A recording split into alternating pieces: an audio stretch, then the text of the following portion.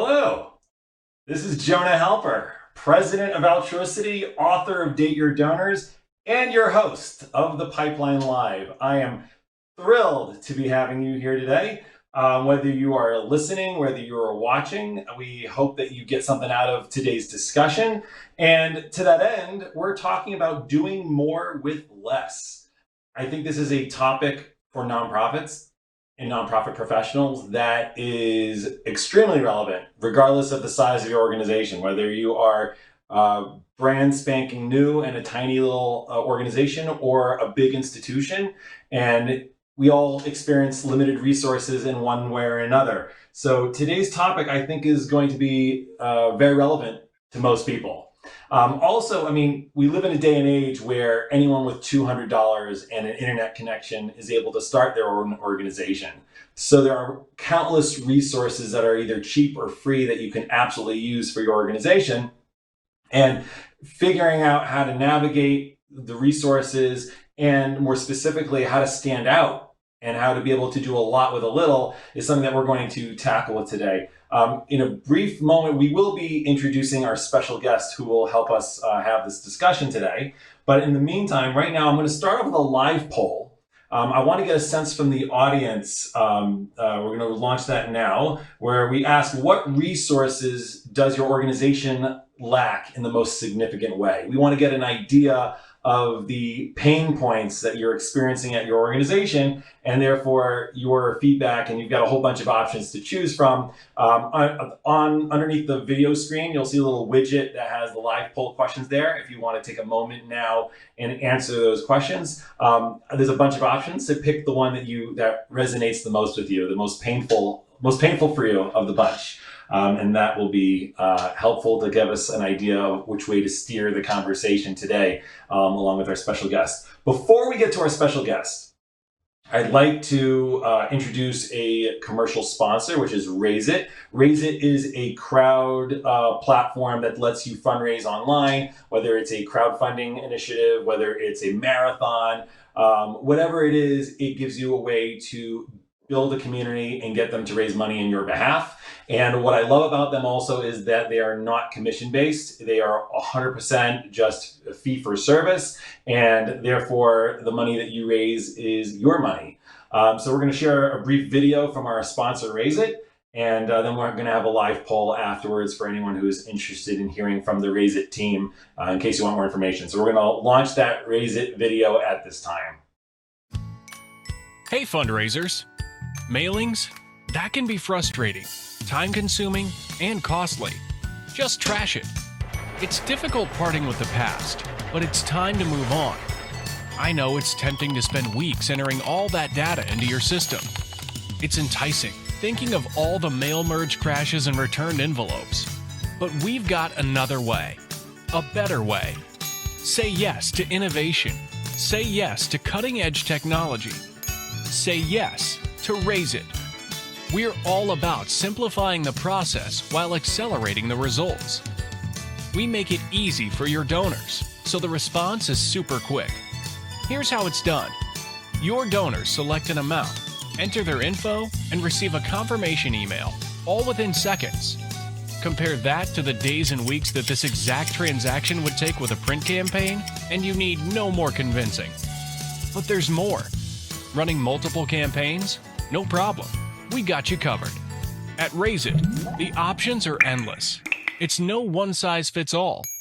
Our expert campaign managers are here to help you decide what campaign model will work best for your cause. Here's a sneak peek of two of our platforms. Play Raise, a unique raffle of thrill, where the ticket price is based on the spin of a wheel. Raise-a-thon, time-based and matching campaigns displaying the multiplied impact, all while incorporating a peer-to-peer element with multiple raisers and team pages. To top it off, we charge no transaction fees or percentages. Just integrate directly with your existing credit card processor. Got questions? We're here for you. Visit our website at raise.it or give us a call, 732-917-8900.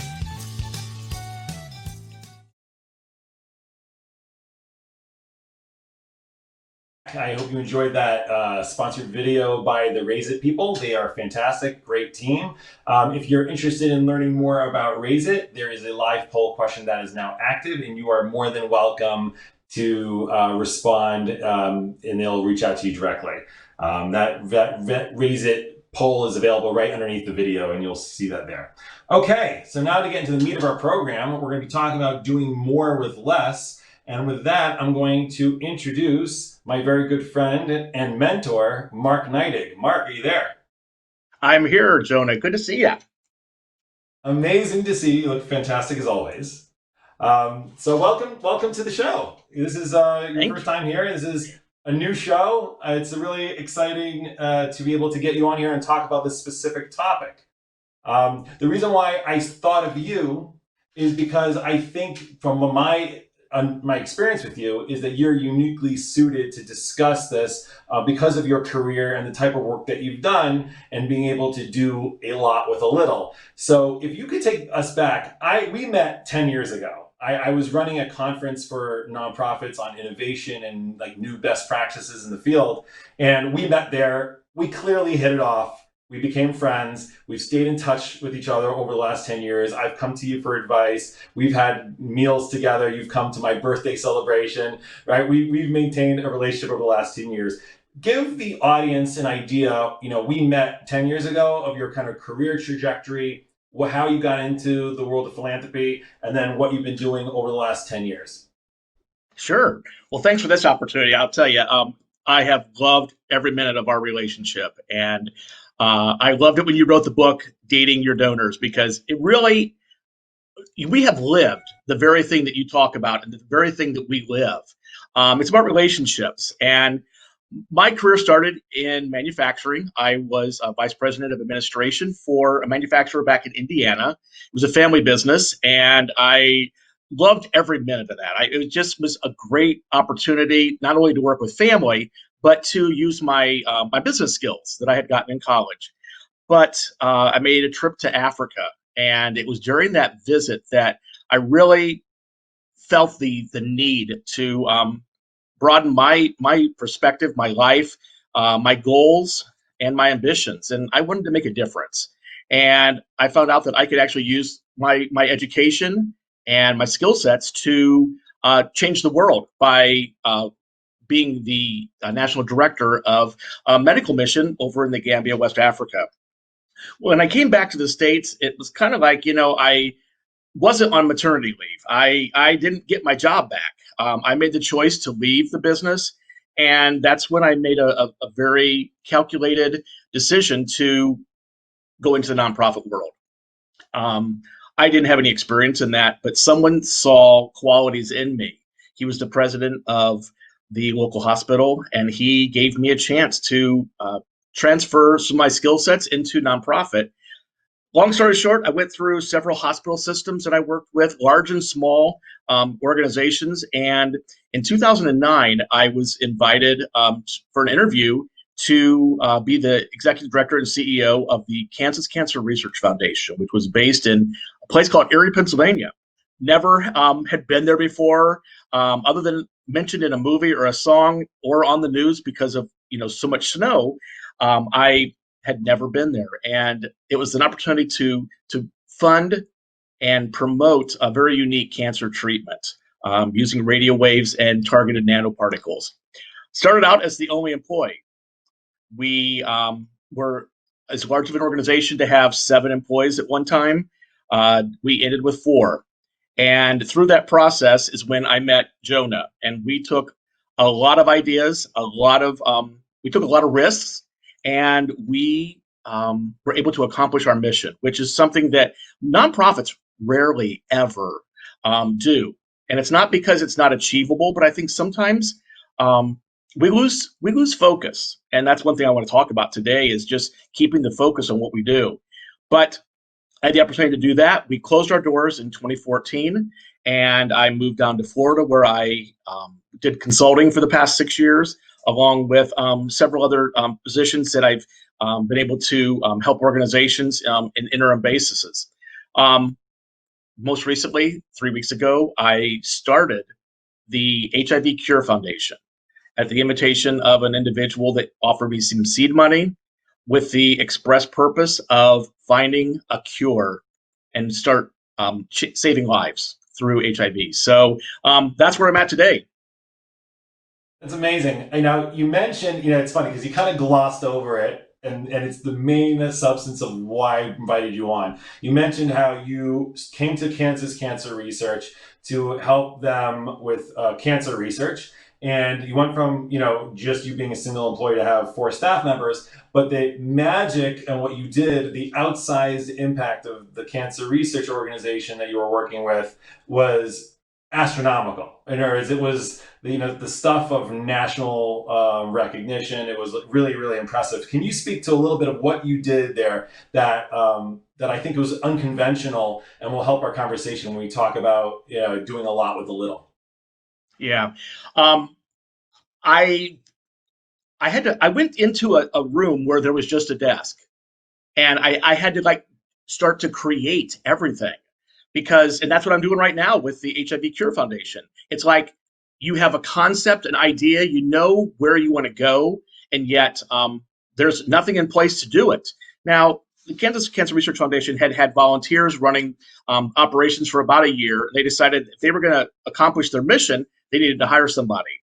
I was fortunate in the fact that I had worked at enough organizations in the nonprofit field that I learned different aspects of both the administration and the fundraising operational side to do different kinds of campaigns and meet with different people and do the planned giving and the major gifts and all that. Um, Being the one-man show, you have lots of hats, and you have to approach it with the right spirit because it's not a I can't, it's I can and I will. When you have the mission as your focus, it helps you decide how and what to do all the time, and you have to prioritize. And so we took some incredible risk because we started out small and we had to build to accomplish that mission. I think one time, and if I can help anybody with a thought today, it's like, don't get overwhelmed with what the big picture is. Start small and grow it. A mother never births a college student. She births a baby, and that baby is going to grow into a loving child and then an adult that you're proud of. But it's a journey along that way. And so it's baby steps, it's mistakes.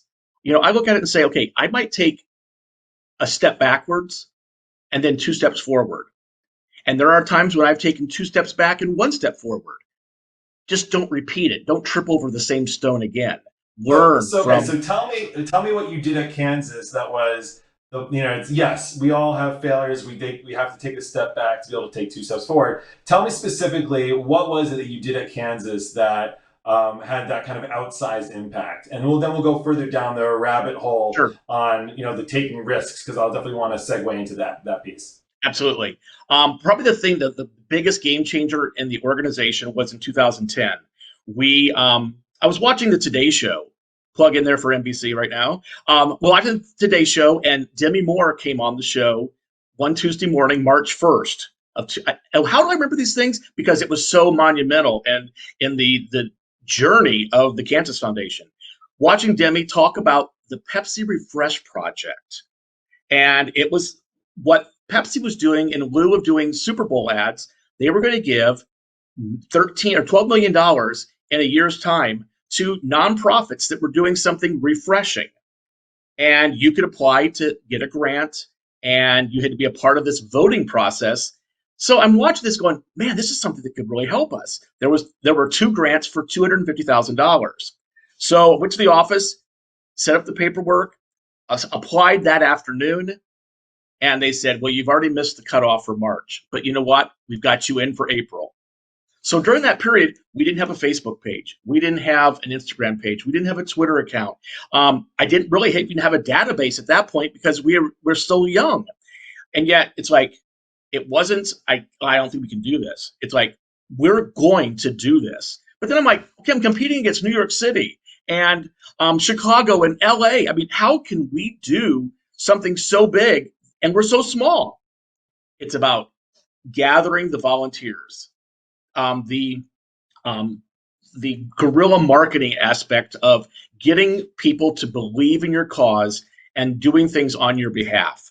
And people got so excited about voting that we went from 287th place in the poll that month to number one 10 days before the contest ended, and we were the first place at the end of April.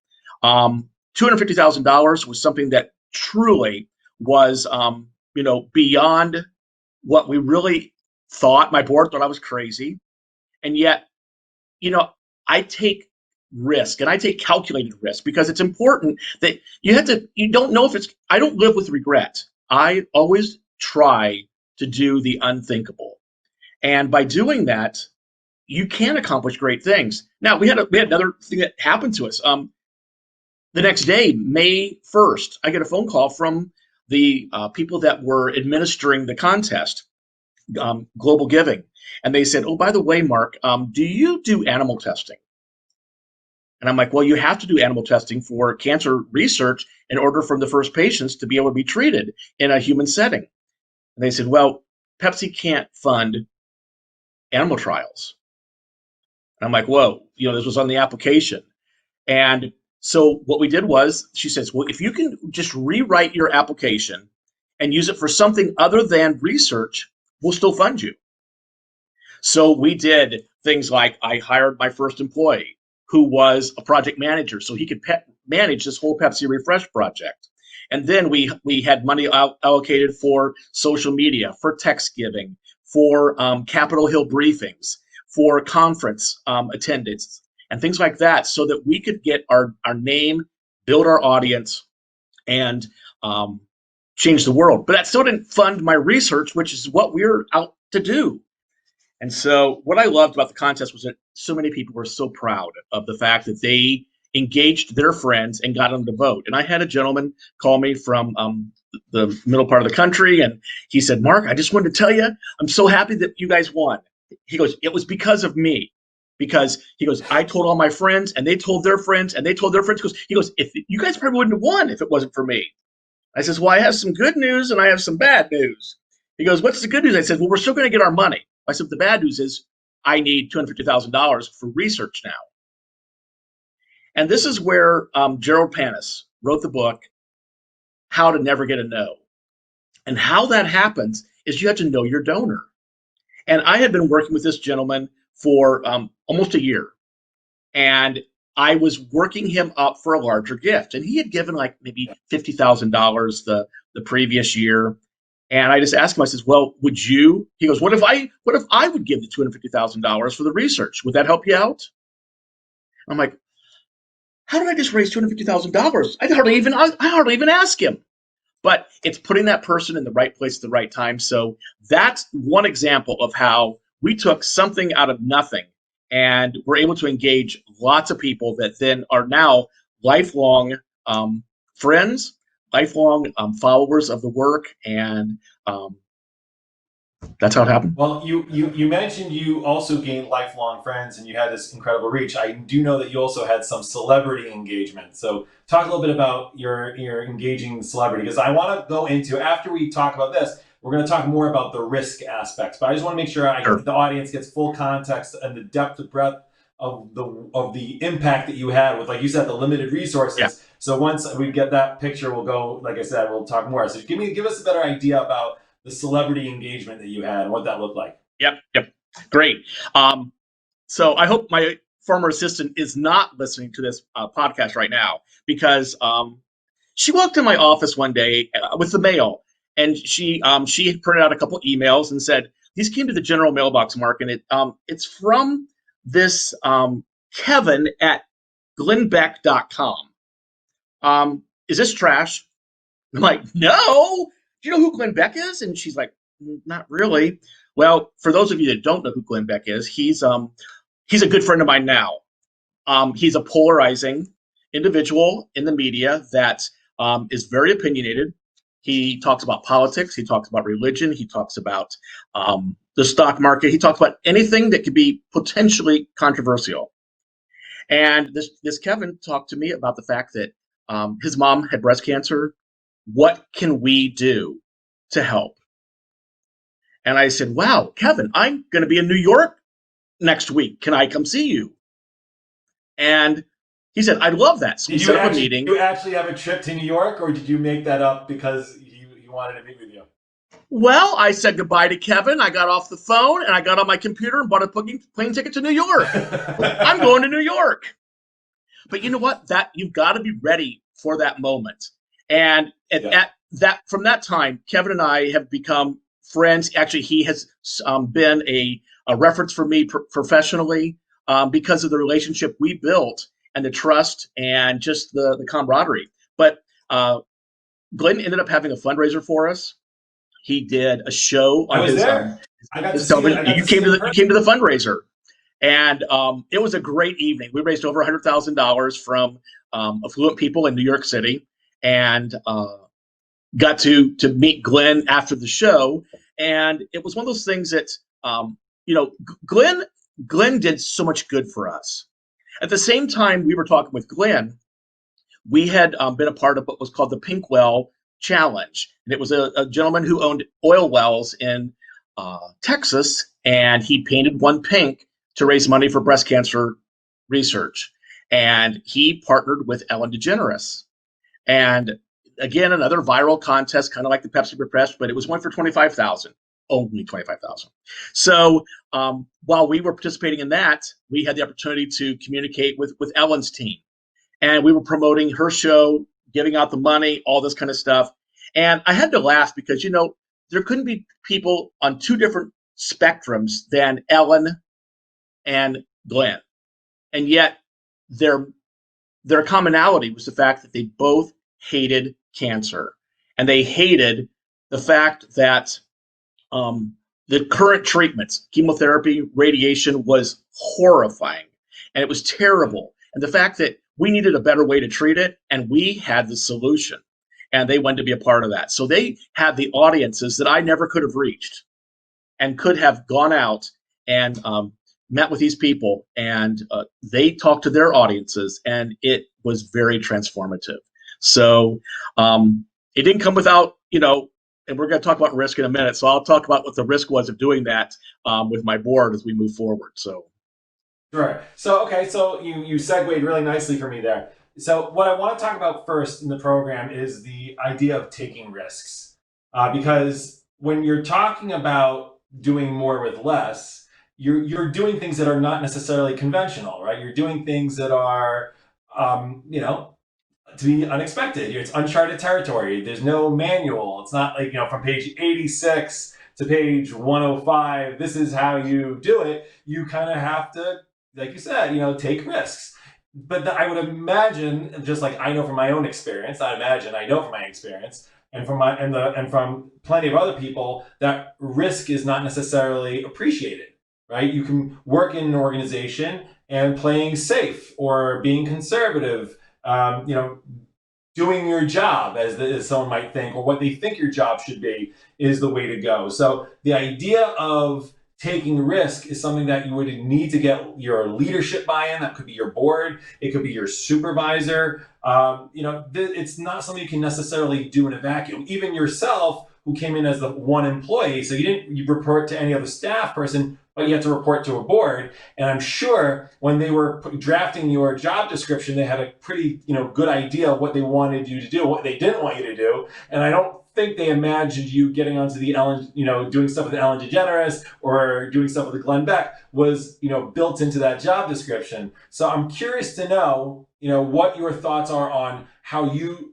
took on the risk and how it worked vis-a-vis the leadership and getting their buy-in, and any techniques, any thoughts on like what any of our listeners or people who are watching from home, what they can do to take risks and apply themselves. But just as a caveat before you answer that question, we have a Q&A box open underneath the video screen. If you have any questions for Mark or myself during this segment about taking risks, feel free to respond. But I'm going to turn it back to Mark now to talk a little bit about his guidance on taking risks, because as you know, anyone who wants to make big change has to take some risks. You can't play it safe, and being able to do that is something that is, of course, by definition, outside of one's comfort zone. So what are some of your thoughts on that, Mark? Let me just tell you, it's a journey, and it is a scary journey. it's rewarding.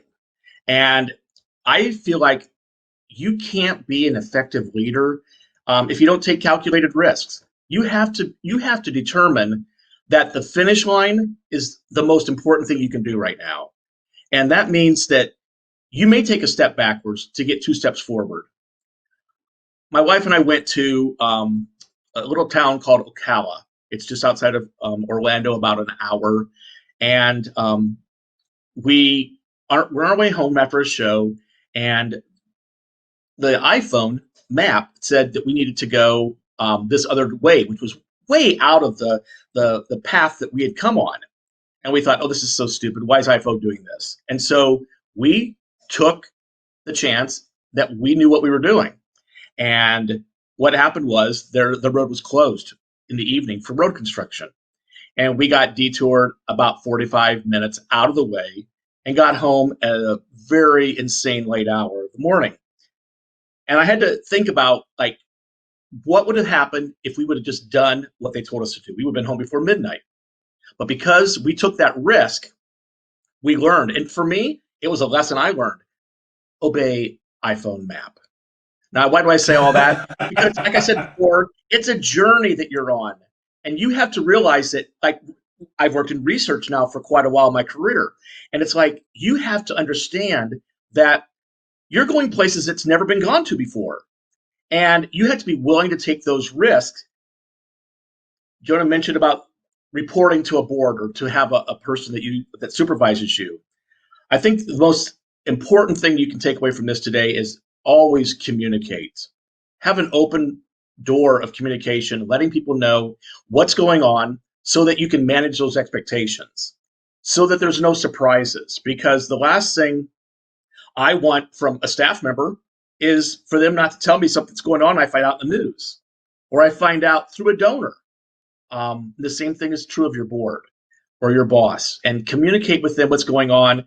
Give them an opportunity to buy into it, because just like with Glenn, when I presented, we had a national convention before the foundation closed, and I invited Glenn to be the keynote speaker, because to me, I felt like he was an individual that had expressed both a commitment to our cause. He had an audience that he could draw from, and it was kind of like a reward for him for doing all the good that he had done for our foundation. He had the highest celebrity status of somebody that I had a personal relationship with, that I could, like, personally ask, Glenn, would you do this for us?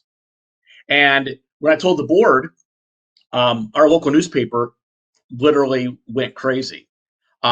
They blasted me. They nailed me up on the wall, said I had ruined the foundation because of the reputation that it had versus what its reputation was after asking Glenn to come speak. And, I made sure that the message I had was always consistent. This is about the cancer patient, the families that are dealing with all these treatments. We've got to have a better way. And if Glenn hates cancer and he hates current treatments and he loves us, he's qualified to speak. Yeah. Put those political and personal opinions aside. Think of the patient. And so it was not a unanimous approval to have Glenn come. Several board members didn't boycott the convention, but they were not smiling during the convention. And that's okay. They were there. And you know what? I mean, that was their prerogative. But it was a successful, sold-out event. And the newspaper turned around and wrote on the headlines above the fold, the day of the convention, the Kansas Faces 2013, I think it was, a complete success. So it was a risk. It was a scary moment to present this to the board, especially after I had to call a special meeting because of all the newspaper articles and the op-eds and, the letters to the editors and, my funeral announcement, all these kind of things. It was like, but you have to know and you have to believe in what you're doing and that you're moving that mission forward. Right. I think that something that is really important for our listeners to understand is that when you are looking to do something big and bold, and you said that communication is key, What that means is, if you're talking to your supervisor or whoever the powers that that be that have the ability to write your check, you have to be able to communicate what the upside is and what the downside is. In other words, let them know. Put that information in front of them. Let them see, this is the bold risk that we want to take. This is the risk we want to take. What we think the payoff will look like, and this is the potential downside. And sometimes the potential downside is not as scary as someone may initially think, because the moment you put it to words, someone goes, oh, okay, really, that's really just the downside. Okay, we can manage that kind of risk. And sometimes it's a little bit scarier, the idea of like a newspaper writing that this is the death knell of the cancer research organization because you've teamed up with a conservative radio disc jockey. That might be a little bit more serious, but whatever it is, you need to lay the cards on the table and say, this is the thought process, this is why and be passionate about it. Make your case. Say, this is why I want to do it. These are the potential risks involved. And then, you can make it a decision that's leadership driven, because ultimately the board has fiduciary responsibility. The onus is on them to stand behind the organization, and they can tell you, go for it or don't go for it. That's when you're dealing with the board. If you're dealing with a supervisor and it's a specific program, it's on whatever scale you're looking at. If you need to go to your supervisor and say, hey, I have this idea for an event, or I want to do this volunteer program, whatever it is, make the case for what you want to do. And if it doesn't pan out, then they knew the risks. And then everyone will say, look, we learned from our mistakes and we're going to move forward, and we know what doesn't work, and we'll learn from the lessons. We'll get up and we'll move forward. So I think that what you're describing is incredibly valuable. The risk can be big, and as long as it's communicated properly, then a calculated decision can be made on whether or not that risk is worth it for the organization. Obviously, if you're a loose cannon and you're just doing things, then that's not responsible. You're not playing your role as a professional. But risk is inherent for any real growth, and I think from the stories that you've described, that's clear. Absolutely. I think the way you enter that risk taking, you've got to be consistent in what your character and personality is all about. For me, my board never questioned my passion for the cause, for finding a better way to treat cancer. It was not like something new that, oh, Mark came up with this new idea and look at this, look how different he is, excited about this. No, Mark is always excited about everything. That's one thing that everybody says. Settle down, Mark. You're too hyper. No, I'm excited about what I do, and I'm passionate about it. And you know what? I can truly say that there are certain causes that I would die for, and the Cancer Foundation was one of those, and HIV Cure Foundation is one of those. And that's what makes me excited and a strong leader, because you have to stand and believe in what you're doing. Yeah, the number one compliment a fundraiser gets is not that you can sell ice cubes to Eskimos. It's not that you can, you're a slick salesman and sell me the Brooklyn Bridge. It's none of that. It's Nope. I see you believe in what you're doing, because people will only get behind you if you are behind it yourself. If they feel like you're just a gun for hire and that you're there to just take a check, they will smell that out so fast. So the fact that you are moved by it, you get choked up by it, that you are excited by it, people may poke fun of your energy level, but in the end of the day, I think most people are jealous that you could get such satisfaction and joy and excitement out of your day job, which for anyone who's in the nonprofit space is not really just a day job. It's a day and night and lifetime job. Like, we live and breathe it because we believe in it. And that's the best compliment you get. So we have some questions that are coming in from Todd. Where do you draw the line with instances that are too risky? Have you ever found yourself in a situation where you're like, I'm not even comfortable with it? Or where do you find that line to draw? Great question, Todd. I do a SWOT analysis for almost everything I do. I did a SWOT analysis for whether I should take on HIV Cure Foundation. I did a SWOT analysis moving to Orlando and other jobs that I've interviewed for, because you have to put up what are the strengths and weaknesses, the opportunities and the threats that you have to look at on each one. And I put a lot of weight on all of that because I'm a risk taker. I might put a little bit more weight on the opportunities and threats, because for me, I'm a very positive person, and so I'm looking at what those downfalls might be. But in most cases, I don't entertain much thought if it's too risky. It's more of the ones that are on the line that that's when I start weighing out the things. I also rely upon advisors, people that I trust their insight on, that maybe have gone through similar things, and ask for their opinion, because it's important that you have the buy-in from those that you respect. Yeah, that's great. I want to move into the next topic because I want to make sure we get through our few topics we have for today. So we're going to talk about messaging.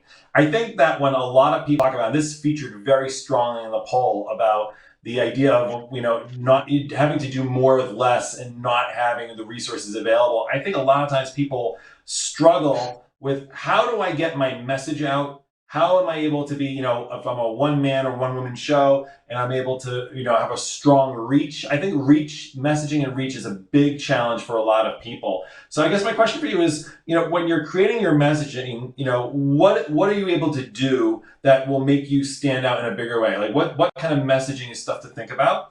And then also like tools or other kind of tricks that you employ, whether it's Kansas Cancer Research, whether it's going to be with the HIV Cure Foundation, just in your career so far. What are some things that you found to be an effective use of your time and money when it comes to marketing messaging? Specific tools, specific techniques, things that will help take the messaging and propel it forward. So if you can tell us a little bit about messaging, like how do you make it ring through with all the clutter and standing out, and then also on some of the tools and other techniques that you think that people should employ when they don't have a lot of resources available to them.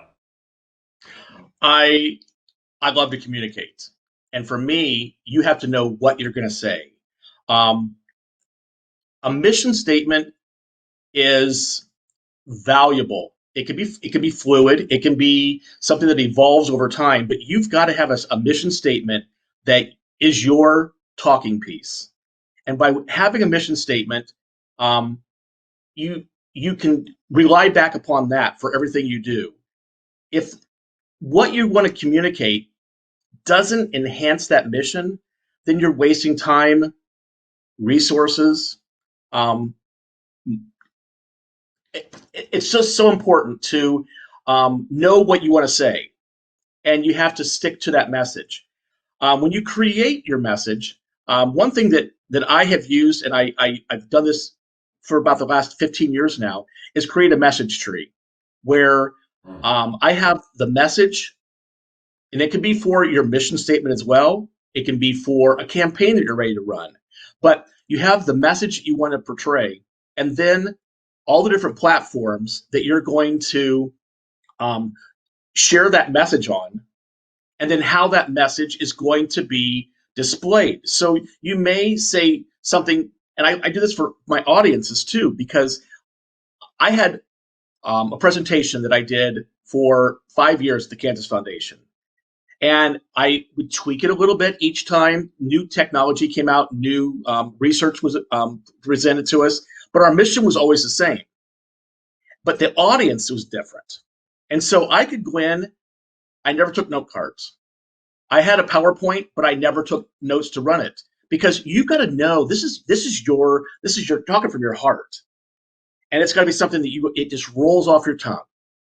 And so whether I was going to a kindergarten class, I was going to a nursing home, to a Kiwanis club, to the engineering school at Penn State, which totally freaked me out because I was in a room full of geeks that knew a whole lot more about science than I did, and yet when you walk away and people go, "This is like the most incredible presentation I've ever heard," and I was humbled, because I was like, "Really?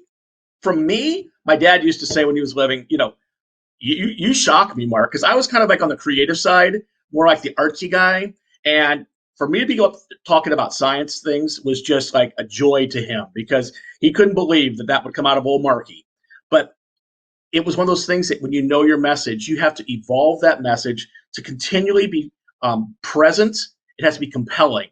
It has to be something that just grips a person, whether they're the numbers cruncher or whether they're that philanthropist that wants to help the world. Everyone gets the same message, but just tweaked a little bit to be for them. So message trees are invaluable. I've already started working on that for my new organization, but it's kind of hard to do it for my new organization because I don't have the message yet. We don't even have a mission statement per se. What we're going to do is we're going to fund human trials for HIV studies. What we don't have is a full board of directors yet that can develop and write that mission statement because, I find like as a leader, it's not my mission statement. It's our organization's mission statement. And the board of directors hire me to be the operations guy to broadcast it. And so as I'm, working on this right now, I'm looking at who my audiences are going to be. I'm looking at what platforms can I present this message. So I've already started a Facebook page and a LinkedIn, and we have about almost 500 people following our Facebook page right now. And thank you, all my friends who have joined it because they believe in the leader. And now it's my job to share with them what the cause is all about. So if you're interested, it's HIV Cure Foundation. I think it's called the HIV Cure on Facebook. And I'd love for you to join for that. But most importantly, I want you to understand that you take that message that you put under a tree, and then you look at all the different platforms that you can post it on. So it might be an email. It might be a verbal communication on the news when you're talking to somebody. It might be in social media. It might be on direct mail. All these things, just keep on plastering the same message and just make it so that it is familiar to everyone. Yeah, I think what you've described is what I've done in my career as well, of being consistent with the message, seeking opportunities to talk. Because even like you said, whether it's a kindergarten or a bunch of techie nerds in your space, you are honing your message to get it fine, to get it strong, and to also get it out to a wider audience. Because I think that when you're talking about not having the resources, you're not hiring necessarily a PR firm, right? Some of these companies and consultancies are very expensive. So your ability to say, give me a platform, let me talk to an audience that I think it's relevant for, and I will make new friends along the way. And what happens is you start picking out the right key people. I think one of the things that I like to talk about is Malcolm Gladwell in his book, The Tipping Point. He talks about the three types of people, or three types of people that can help cause a tip, exponential growth, whether it's a company or fashion design or whatever it is. And he says you're looking for the mavens, the connectors, and the salesmen, right? And when you're talking about growing, you'd think, okay, who has the most money?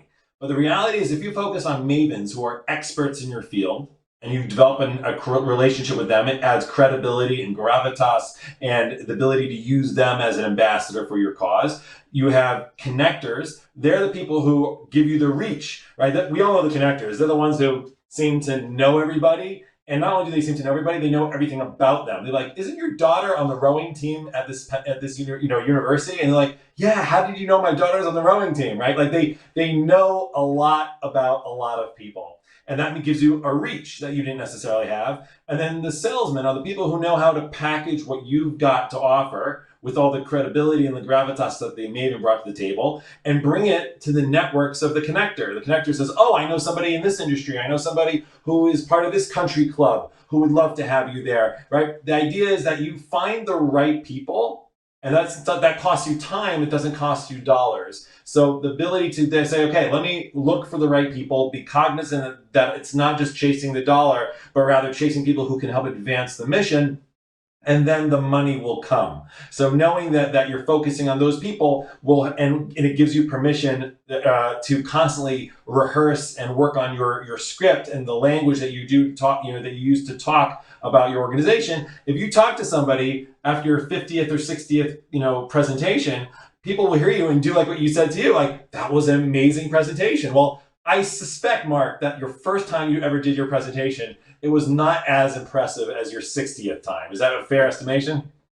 Oh boy, you got that one right. In fact, I spoke the other day to a group of Ryan White community people here in Orlando, and I could barely spit out my name. I was so nervous, let alone like what we were going to try to do. And yet, you just gotta have the right spirit. Let them know that you love what you're doing. You love the mission that you're going to accomplish. And yeah, I mean, I had brunch yesterday with a friend that I worked with 4 years ago, and he calls himself the connector because he's already connected me with a physician. He's connected me with a doctor that, a doctor. He's a doctor of pharmacy with Walmart Specialty. And I mean, it's like all these people that are connected that it didn't cost me a penny. It didn't cost them a penny. Yep, but they all want to do exactly what we're trying to accomplish. And he said, this one guy, he is so excited about helping you. He'll do anything to help. And it's like, those are the kind of people you need. And it's all about connecting and using those resources of people and not necessarily resources of money. But I will say, I will add this, that one of the benefits of our Pepsi Refresh project, we purchased a contract with a PR firm in Boston. And I had to say, it took a lot to bite that one because I did 3 RFPs. One was in New York, one was in Washington, and one was in Boston. And, I made a lot of locals upset because this was a local initiative. Well, we have to be global. We have to look at the big picture. Erie, Pennsylvania is not going to fund all the research. It's the world that's going to do that. And so I needed someone that had a Rolodex that could perform. And so the one thing I wanted someone that could connect me to people that had influence. And I wanted outcomes on a monthly basis. I wanted to see who did you present to, whether it was a media source, whether it was a politician, whether it was a person of influence and celebrity. And they set up so many Capitol Hill briefings for me. I got to meet Nancy Pelosi, John Boehner, forget who the secretary or the doesn't matter. And then all of our Congress people. And I'll never forget when Bernie Sanders ran for president the first time, because I'm going to the back of my head and going, I remember the day I met him. And it was because of the PR firm that they set up this briefing. And it's those kind of things that I also want to add that all the people that gave proposals, then I told them, okay, I want them all cut in half. I want the same amount of service, but I want you to cut it in half. I want us to be your charity. I said, you had to pay your bills, you had to pay your people, but I said, I don't want you making money on us. I want you to help change the world with me. And they did. They cut it in half, and we retained them for 4 years. So wow, they were a valued asset. You wouldn't know unless you asked, right? It was like it was like a solicitation to this firm, and it turned out the way it did. That's amazing. That's fantastic. Let me move on. I have another question from a listener, but I'm going to save that question for the next topic because I think it's best housed there. So we're going to move into the third topic, which is people, right? Being able to do more with less. And one of the big challenges that we have is finding whether it's a professional staff, lay leadership, board members, volunteers, getting people to be on your team. And we've talked a little bit about it today, but I want to speak to you a little bit more, Mark, specifically about like how nonprofits can think more big picture on involving leadership and volunteers in terms of fundraising and volunteerism. So like, what is some of your thoughts as far as being able to scale and grow as an organization? Because you said it well. You said before that, it takes a village. When you wanted to do the Pepsi Refresh Challenge, you needed people to be voting on your behalf. You turned those people who were voting on behalf into donors, into friends who went way beyond the campaign itself. So talk to us a little bit about finding the right people and engaging them. And one of the audience questions is specifically like, if you're new and you're not necessarily a sexy organization yet, right? You don't have that kind of recognition and household recognition. How do you position yourself as something that they should get excited about when you're not there yet, right? Like you're just that small fry. Like why get involved with the new guy? So speak about getting leadership involved, and that also for Lisa and Boca Raton, answer her question about the idea of positioning yourself where you are attractive to somebody, even though you're the new kid on the block. Okay, Lisa, I'm going to start with your question first, because it really It's our job as the CEO, the executive director, the leader of the pack to make that organization sexy. It's your job. It's your responsibility. And you know what? That is what is so much fun about what we do. We can use, this is where my creative side comes in. I get to like create that aura about us. Now, I remember when Jonah first met me, he asked a question like, well, how big is your staff? Because you guys are everywhere.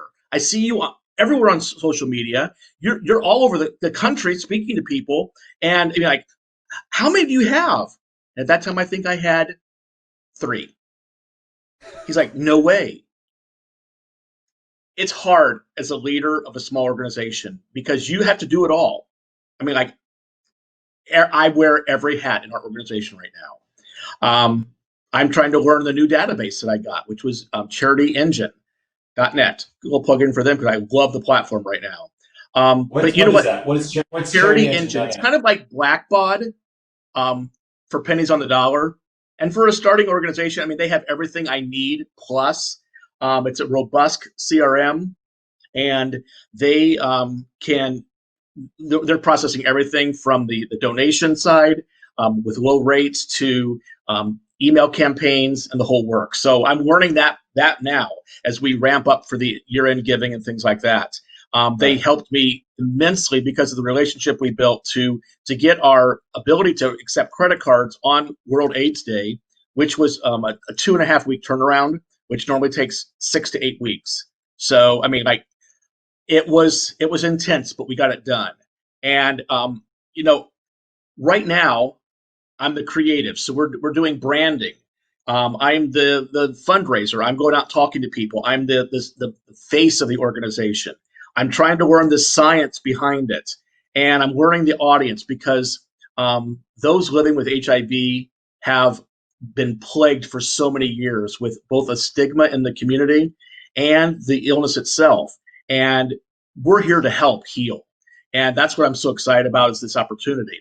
But you can never like do the woe is me thing. It's really easy to like be exhausted because it's like, oh man, I have this list. And I mean, I carry my steno pad everywhere I go. I just keep on adding to things I need to do, and I rarely scratch it off. But when I do, I am so excited to take that pen and just go right through it. That's why I don't keep my list on the computer. I want to be able to like take my pen and scratch out something I've done. And for all those people that are OCD like me, you write down things you've already done and then cross it out because you got to make sure you know that you've accomplished something.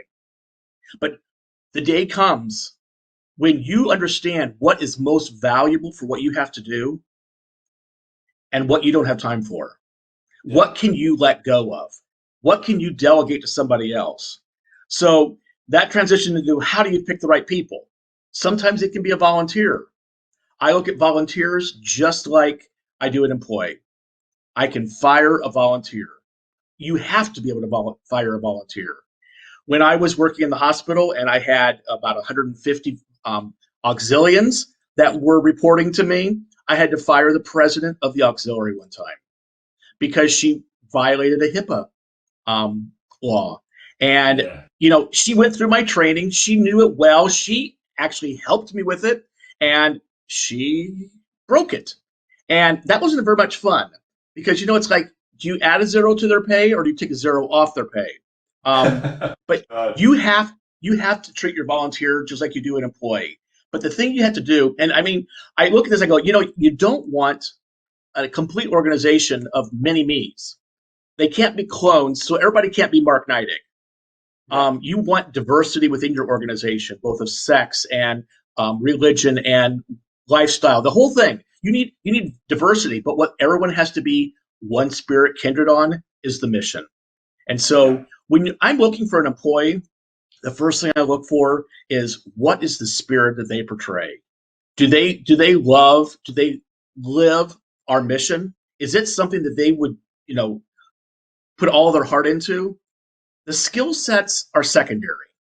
If they're trainable, teachable, moldable, willing to take what they do have and translate it into the needs of the organization, and that no job is beyond their, their job description, then they could be a really good fit. And so I didn't make always the right decisions. I brought on people that didn't work out.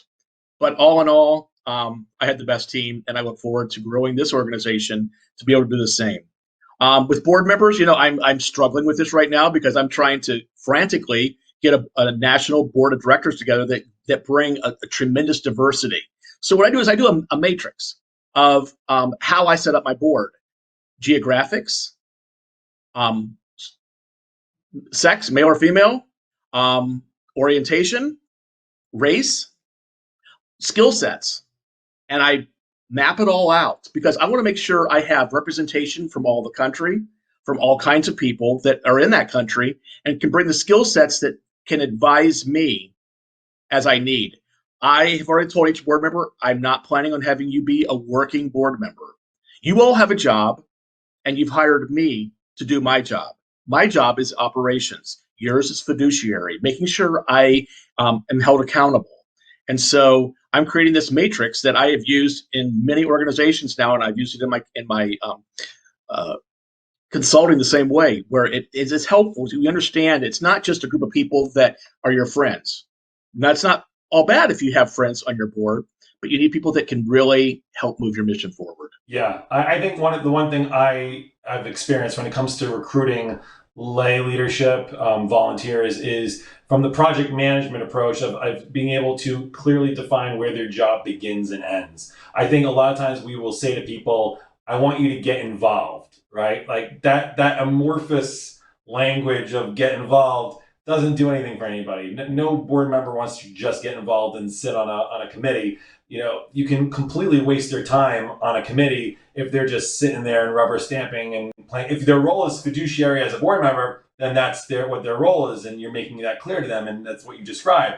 But I think it's very important when you're talking about recruiting leadership that you're able to clearly define where their role begins, and just as importantly, where their role ends. And that way you'll know, first of all, if you're able to describe that, you'll be able to say, okay, these are the positions that I need to fill, and then you can find the right people based on some of like the psychographics and being able to kind of profile the different people that you're engaging and say, who do I need at this table? Who do I need to be reflective for their voice, for their access, who they are able to reach, what they're able to do, all very important. And unless you clearly define those roles, it's hard to do that. Mark, I'm just going to we're pretty much at the top of the hour, so our program is pretty much coming to an end. Just going to ask you one quick question. If you give me the 2-sentence answer. Dalit is asking, one of our listeners is asking, is where do you find your greatest inspiration? Because as a creative and your energy, it doesn't surprise me. People want to know, like, where do you get your inspiration? Where do you find that? So if you want to kind of end off our program with that answer, that would be great.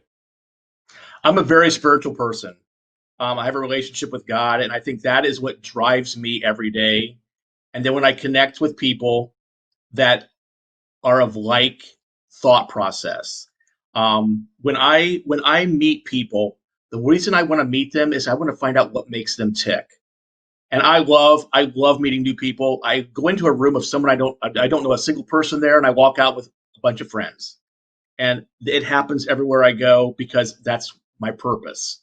And it happened to us. It happened to us. It did. It happened to us. Yep. So Beautiful. I am so thankful for the people in my life, and that's I think what drives me. Beautiful. Mark, thank you so much for joining the Pipeline Live.